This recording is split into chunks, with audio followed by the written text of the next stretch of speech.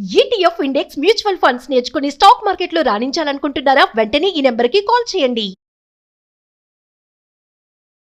నమస్తే, welcome to Suman TV. ప్రస్తుతం మనతో పాటు ప్రముఖ ఆధ్యాత్మికవేత్త మాడుగుల శివప్రసాద్ గురుగారు ఉన్నారు. వీరితో ఈ రోజు కొన్ని విషయాల గురించి మనం చర్చిద్దాం. గురుగారు నమస్కారం అండి. తల్లి. గురుగారు, ఇప్పుడు మనకి నెక్స్ట్ కృష్ణాష్టమి వస్తుంది కదా, ఆ రోజున అంటే మనం ఎలాంటి పూజా విధానాన్ని మనం నిర్వహిస్తే మంచి ఫలితాలు అనేవి లభిస్తాయంటారు? అసలు శ్రీ మహాగణాధిపతయే నమః, ఐం మహాసరస్వత్యే నమః, శ్రీ లలితాంబికాదేవియే నమః.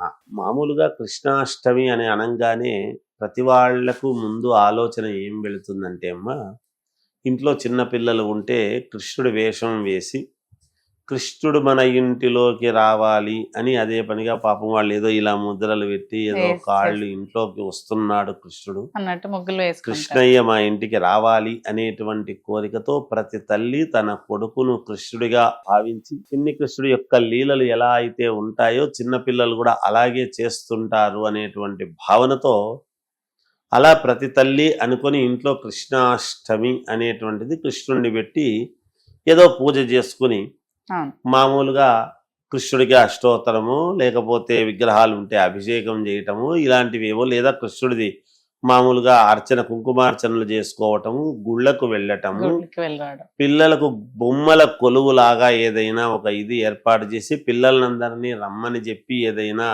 మిఠాయి లాంటివి పంచి పెట్టటము, ఇలాంటి వగైరా అవన్నీ కూడా మనం చూస్తూ ఉంటాం. అసలు ఆ రోజు కృష్ణుడికి మనం ఏమి చేస్తే ప్రీతికరం?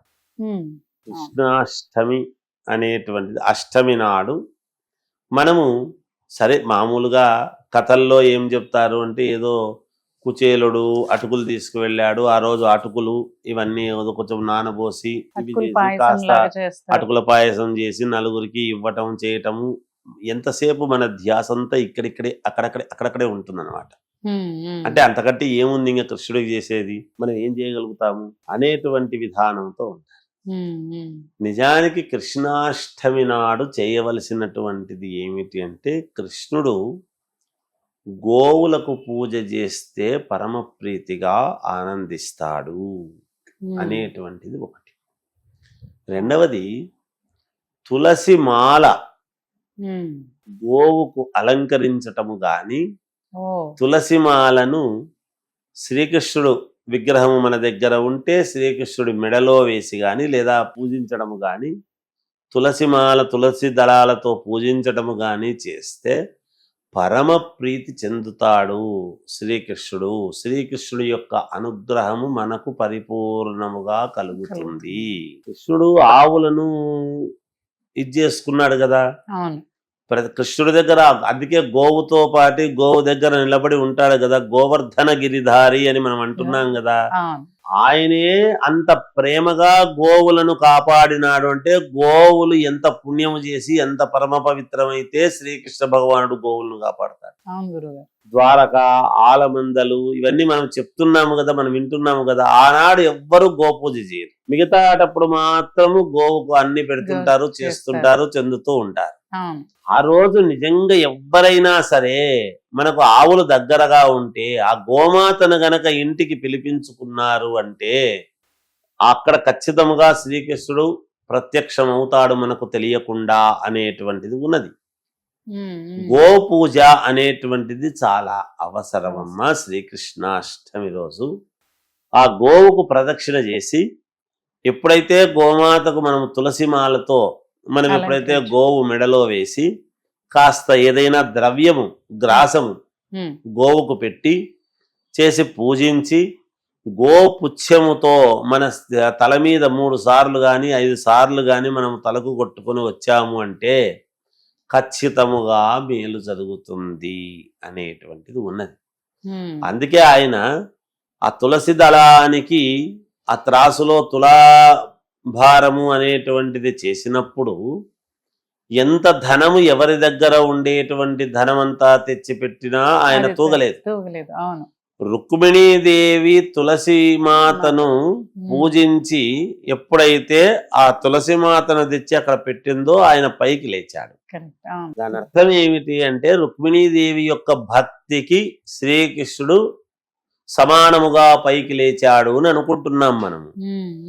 ధర్మ సూక్ష్మం ఏమిటి అంటే ఆ తులసి మాతను శ్రీకృష్ణుడు కూడా మాతగా తల్లిగా తులసి దళాన్ని భావించినాడు కాబట్టి తల్లి ముందు కొడుకు ఎంత గొప్పవాడైనా శిరస్సు వంచాల్సిందే. అందువలన ఆ యొక్క ఇదితో ఆయన పైకి లేయటం అనేది జరిగింది. మనం ధర్మాలు వేరు, ధర్మ సూక్ష్మాలు వేరు, అవి కూడా మనం ఆలోచన చేయాలి కదా. అందువలన ఈమె భక్తి ఒక రకము. అలాగే తులసి దళం యొక్క గొప్పతనాన్ని శ్రీకృష్ణ భగవానుడు అక్కడ చూపిస్తున్నారు. అటువంటి తులసి దళాన్ని గోవర్ధన గిరిధారి అనేటువంటిది, గోవర్ధనని మామూలుగా ఈ యొక్క గిరిని ఎత్తి గోవులన్నింటినీ కూడా తాను కాపాడినటువంటి గోవుకి ఎప్పుడైతే మనము ఇచ్చి నమస్కారము చేసుకుంటామో శ్రీకృష్ణుడు ప్రీతి చెంది మనకు అనేక రకాల యోగాలను కలుగజేసేదానికి యోగము అనేటువంటిది గ్రహించాలి. ఇది చేస్తే తప్పకుండా, అలాగని పిల్లలను మన వేడుక కోసము చిన్న పిల్లలకు శ్రీకృష్ణుడి వేషం వేయొద్దని కాదు, కాకూడదు అని కాదు, ఇవి వేడుకలు. కానీ నిజమైనటువంటి పూజ ఏమిటి అంటే కృష్ణుడికి ఈ విధముగా చేసి ఆ రోజు మామూలుగా వెన్న ముద్ద అనేటువంటిది అక్కడ శ్రీకృష్ణుడికి నివేదన పెట్టి, అటుకులు నివేదన పెట్టి కృష్ణుడికి పాలతో, ఆవు పాలతో, క్షీరముతో అభిషేకం అనేటువంటిది చేయటము పరమ యోగదాయకము. ఎందుకు కృష్ణుడికి అసలు ఆవు పాలతో గోవుల మీద అంత శ్రద్ధ ఏమిటి అని మనం అనుకున్నప్పుడు శ్రీ వెంకటేశ్వర స్వామి అలా కూర్చొని కింద ఉన్నప్పుడు గోవు ఎవరు? సాక్షాత్తు పరమేశ్వరుడు కదా. మరి పరమేశ్వరుడు అలా వచ్చి పాలిస్తూ ఉన్నాడు అనేటువంటిది మనం చూసినాము కదా. అలా కాపాడడానికి వచ్చినాడు కదా. అందుకని ఆ పరమేశ్వరుణ్ణి శ్రీకృష్ణుణ్ణి ఇద్దరిని శివస్య హృదయం విష్ణు, విష్ణుస్య హృదయం శివ, వాళ్ళిద్దరికి తేడా లేదు. మనము ఊరికే అనవసరముగా నువ్వు ఇటునామాలు పెట్టుకుంటావు, నేను ఇటునామాలు పెట్టుకుంటున్నా, మనలో మన తెలివితేటలు అతి తెలివితేటలై మనము కొట్టుకుంటున్నాము తప్ప భగవంతుడి దృష్టిలో అంతా ఒక్కరే అనేటువంటి భావన ఉన్నది. మనము దైవాన్ని ఆరాధించేటువంటి వాడు ఎవ్వరు కూడా ఇంకొక దైవాన్ని దూషించరాదు కదా. నిజంగా నేను దైవాంశము, నేను మహాజ్ఞానిని అని మనం అనుకునేటువంటి వాళ్ళము ఎవ్వరమైనా ఇంకొకరిని దూషించాల్సిన పని ఏమిటి? అంతే కదా.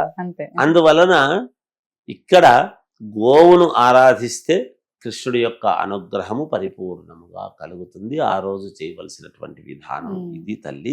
ఇది ఇలా చిన్నపిల్లల్ని రెడీ చేయడమే కాకుండా ఇలా పూజా విధానం అయితే మనం ఇలా చేసుకుంటే మంచిది అంటారు, యోగదాయకముగా ఉంటుంది. ఆ పిల్లవాడిని రెడీ చేసిన తర్వాత గోవు దగ్గర నిలబెట్టి ఫోటో తీసుకోండి, సంతోషం.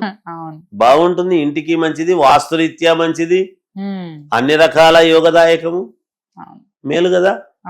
అలాంటివి చేయరు. మనము ఇంట్లో ఏదో గోవు, వెండి ఆవును అవి తెచ్చి పెట్టుకుంటారు. మనము గృహప్రవేశం చేసినప్పుడు మాత్రమే గోవును తెచ్చి పెట్టుకుంటాం. ఇట్లాంటి సమయాల్లో కూడా శ్రీకృష్ణాష్టమి రోజు కూడా గోవును ఇంటికి రప్పించుకోవాలి. వస్తాయి, ఒకరి అదృష్టం కొద్దీ గోవులు మనం పిలవకపోయినా ఇంటి దగ్గరికి వస్తాయి కొన్ని చోట్ల. ఆ అదృష్టాన్ని సద్వినియోగం చేసుకోండి అని తెలియజేస్తున్నాను. అలాగే గురుగారు, ధన్యవాదాలు. జయోస్తు.